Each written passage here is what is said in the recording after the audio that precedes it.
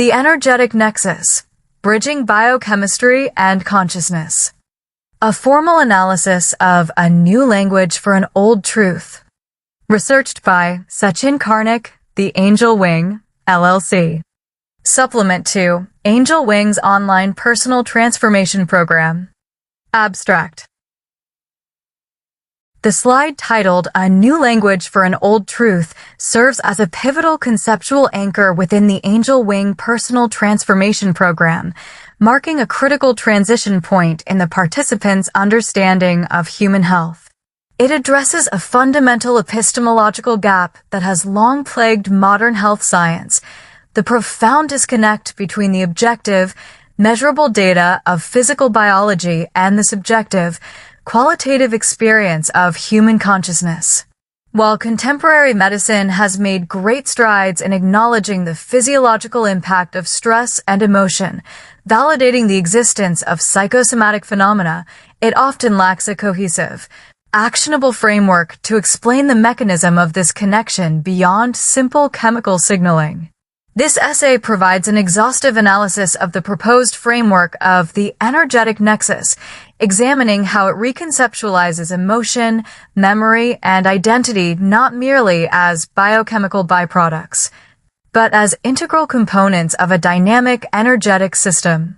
This paradigm shift offers a crucial explanation for the phenomenon of somatic memory, why the body physically holds the past, and provides a foundational, new language that empowers individuals to engage in holistic healing with agency and precision.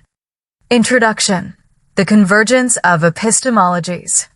The title of the presentation, A New Language for an Old Truth, posits a necessary reconciliation between two historically divergent paths of inquiry: the intuitive wisdom of ancient traditions and the rigorous empiricism of modern science. The old truth refers to the millennia-old understanding, present in systems from Ayurveda to traditional Chinese medicine, that the mind and body are inextricably linked, that a heavy heart can literally weigh down the limbs, or that chronic fear can weaken the digestion. For centuries, this monistic view, that the being is a single, unified entity, was the standard of healing. However, the advent of Cartesian dualism in the 17th century, followed by the rise of reductionist materialism during the Enlightenment, cleaved this unity. This philosophical shift effectively treated the mind as a ghost in the machine and the body as a purely mechanical apparatus, governed by clockwork laws independent of the spirit inhabiting it. The slide's opening statement acknowledges that the scientific pendulum has finally swung back. The scientific evidence is clear. Our inner states have profound, measurable effects on our physical bodies. This assertion is supported by the burgeoning fields of psychoneuroimmunology, PNI, and epigenetics, which have empirically demonstrated the bridge between thought and matter. We now know that the subjective experience of loneliness can alter gene expression in white blood cells, and that the feeling of anxiety translates almost instantly into a cascade of neuropeptides, cortisol spikes, and inflammatory markers. However, the slide argues that accumulating data is insufficient for transformation. Knowing that the connection exists is not the same as understanding how to navigate it. A list of neurotransmitters does not help a patient process grief. The new language, proposed, the energetic nexus, is introduced as the necessary hermeneutic tool to span this conceptual divide, translating biological fact into lived wisdom. The limitations of the biochemical model. To fully grasp the necessity of the energetic nexus, one must first appreciate the inherent limitations of the current prevailing biomedical model. The slide poses a critical rhetorical question, but how do we understand this connection in a holistic way? This highlights the inadequacy of purely biochemical explanations to account for the totality of human experience. In the standard biomedical model, an emotion is reductively mapped to a chemical reaction. Happiness is equating to serotonin, anxiety is reduced to adrenaline and cortisol, bonding is oxytocin. While scientifically accurate, this view is phenomenologically incomplete. It reduces the rich, complex, and textured experience of human consciousness to a series of molecular interactions. It creates a bottom-up causality that fails to explain the coherence of the self or the persistence of trauma. For instance, if a memory were merely a transient synaptic firing or a chemical wash, why does it possess the power to alter the structural integrity of tissues years after the event? Why does grief specifically weigh on the chest, while fear tightens the gut? The biochemical model describes the mechanism of transmission, the courier, but fails to capture the essence of the information being transmitted. It is akin to analyzing the chemical composition of the ink on a page to understand the meaning of a Shakespearean sonnet. The chemical analysis is technically correct, but it is interpretively barren. It misses the poetry entirely. The energetic nexus aims to read the poetry, not just analyze the ink. The energetic nexus, a framework for integration. The core proposition of the research presented by Sachin Karnik is the energetic nexus. This framework represents a dimensional shift in perspective, moving from the tangible chemistry of matter to the physics of energy, resonance, and flow. It suggests that biology is the hardware, but energy is the software that dictates how the hardware runs.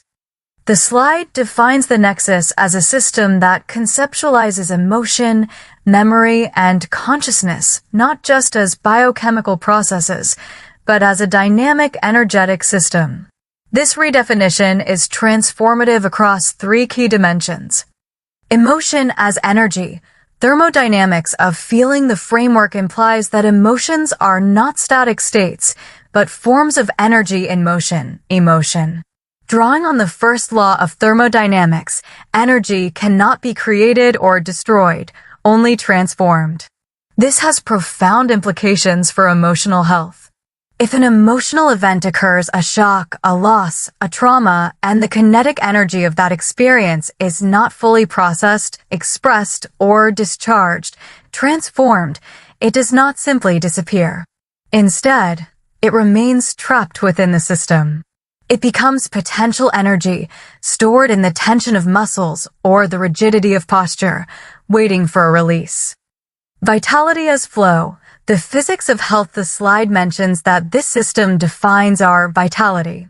In this model, health is reimagined not merely as the absence of pathogens or structural defects, but as the unimpeded flow of this bioenergy. Disease, conversely, is viewed as stagnation, blockage, or dissonance within the energetic nexus. This aligns with the concept of impedance in electrical engineering.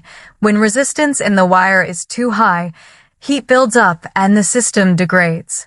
Similarly, when emotional resistance blocks the nexus, inflammation, biological heat, and tissue degradation ensue. Identity as resonance. The frequency of self. By linking identity to this energetic system, the model suggests that who we are is not just our genetic code or our history, but the specific energetic frequency at which we vibrate. We are the sum of our energetic patterns. This moves identity from a fixed, static noun to a dynamic, oscillating verb. We are constantly broadcasting a signal to the environment, and the quality of that signal, our resonance, determines our interaction with the world. Somatic memory. Why the body remembers. Perhaps the most profound and clinically relevant implication of the energetic nexus is its explanation for somatic memory. This model helps us understand why the body remembers. In clinical psychology, trauma therapy, and bodywork, it is a well-established phenomenon that traumatic events are often encoded in the body rather than in the narrative, explicit memory of the brain.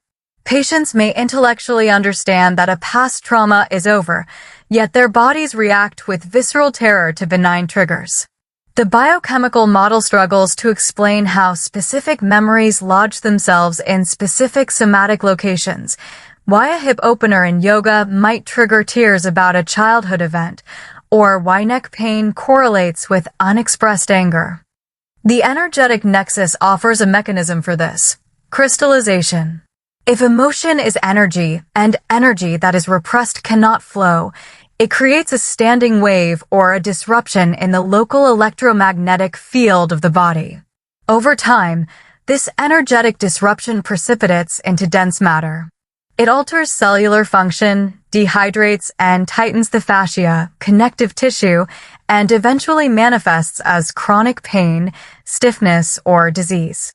The body remembers because the energy of the event was never discharged. It was stored as a biological archive. The energetic nexus provides the logic for why physical manipulation, like massage, acupuncture, or breathwork, can suddenly release torrents of emotional memory. The physical intervention dislodges the energetic cyst, allowing the trapped information to surface and be processed. Visual analysis, structure, and flow. The graphic accompanying the text is not merely decorative.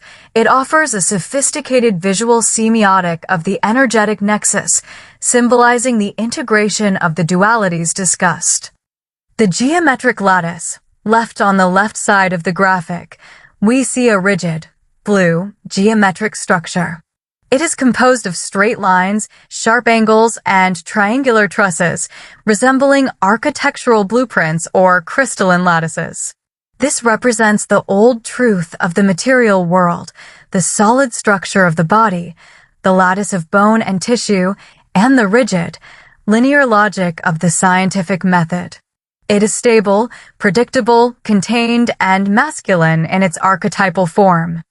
The organic wave, right, emanating from or flowing into this structure is a fluid, organic, brushstroke-like wave in an earthy orange tone. It lacks hard edges, moving with the unpredictability of smoke or water. This represents the new language, the flow of consciousness, the fluidity of emotion, the spirit, and the feminine archetype of intuition and movement. The nexus, center the crucial element, is the intersection. The lines do not stop where the wave begins. They extend into it, and the wave emerges from the structure. This visualizes the non-dual nature of the framework. We are not a machine structure with a ghost flow trapped inside. We are a unified entity where structure acts as the conduit for flow, and flow animates and shapes the structure. The transition from the clinical, cool blue to the vital, warm orange symbolizes the infusion of life force into biological matter, illustrating that form and emptiness are intertwined. Implications for personal transformation. As a supplement to Angel Wing's online personal transformation program, this slide performs a critical function. It empowers the participant by shifting the locus of control. If the body were merely a biochemical machine, transformation would largely be the domain of external intervention, pharmaceuticals to change chemistry or surgery to repair structure. The individual is a passive recipient of care, waiting for a mechanic to fix the broken part. However, by adopting the language of the energetic nexus, the participant gains profound agency. If their vitality and identity are defined by a dynamic energetic system, then they can influence this system directly through intention, breath, movement, and awareness. It validates the participant's subjective experience of their own suffering. The pain in their back is not just wear and tear or aging, it may be the energetic residue of a burden they have been carrying for years. This shift in perspective is the first step in true transformation. It moves the participant from a passive recipient of medical diagnoses to an active operator of their own energetic physiology. It invites them to listen to the body not as a machine that is malfunctioning, but as a wise system that is communicating through the language of sensation. Conclusion. A New Language for an Old Truth is more than a slide title. It is a manifesto for a new era of integrated health. By proposing the energetic nexus, researchers like Sachin Karnik and organizations like the Angel Wing, LLC, are not rejecting the validity of biochemical science. Rather, they are contextualizing it within a broader, more holistic reality. This framework honors the measurable effects of our inner states while providing the qualitative language necessary to navigate them. It explains the persistence of the past in the tissues of the present and offers a comprehensive map for a future where healing is not just a chemical correction, but a process of energetic integration and whole-person resonance.